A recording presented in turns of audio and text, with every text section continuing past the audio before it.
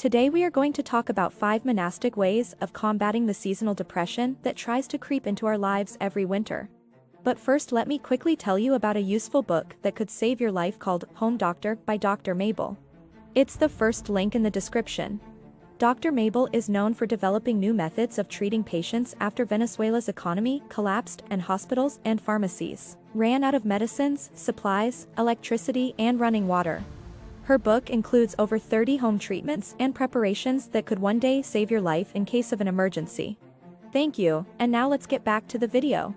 First off, let's talk about what monastic living is. Monastic living refers to the way of life practiced by members of monastic communities, such as monks and nuns.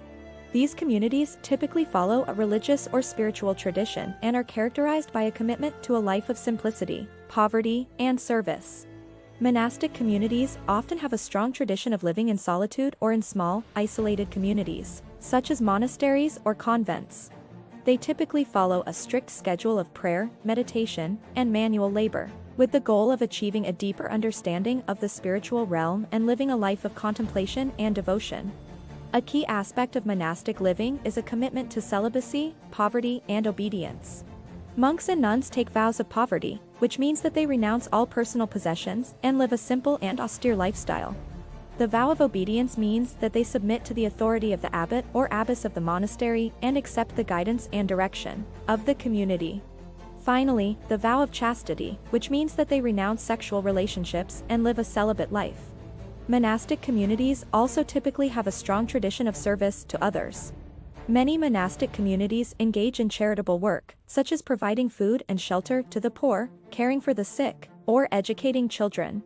They also might have active involvement in the spiritual or cultural development of the local population. It's important to notice that different monastic traditions have different specific practices, and the living and practices within a monastic community may vary, but the main values usually stay the same across most traditions. Want to learn how to fight seasonal depression the monk way? One way that some monastic communities have traditionally approached the challenge of dealing with seasonal depression is through a regimen of daily prayer, meditation, and reflection. This practice can help to cultivate a sense of inner peace and contentment, even in the darkest of days. Another important aspect of monastic life that can be beneficial for combating seasonal depression is the emphasis on manual labor and physical activity. Many monastic communities have a strong tradition of working with their hands, whether it be through gardening, farming, crafting, or building.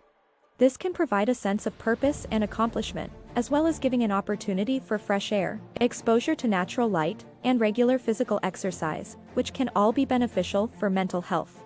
Monastic communities also often place a strong emphasis on living in harmony with the natural world and with the changing seasons. This can involve practices such as paying close attention to the cycles of nature, observing the changing of the leaves in the fall or the first buds of spring, and practicing gratitude for the beauty of the natural world. This connection to nature can help to mitigate feelings of isolation or disconnection that are common during the winter months. Additionally, many monastic communities have strong traditions of community living and service, which can be incredibly beneficial for those struggling with seasonal depression. The support of one's peers, the sense of belonging to a community, and the opportunity to help others can all contribute to a greater sense of well-being and purpose. Lastly, some monastic communities have strong spiritual practices of self-reflection and self-examination, which can be beneficial for those dealing with seasonal depression. These practices can involve journaling, confessing one's faults, and examining one's thoughts and emotions. This can be helpful for identifying and understanding patterns of negative thinking, which can be the root cause of seasonal depression and can help to change the way one thinks. It's important to mention that monastic practices may not be for everyone, and the severity of seasonal depression varies from person to person, and therefore, it's always advisable to consult with professional help that can guide through the best course of action. Thank you for staying till the end of the video. Don't forget to check out the link in the description and make sure you hit that subscribe button if you like this content. Come back next week for more psychonautic space monkey videos.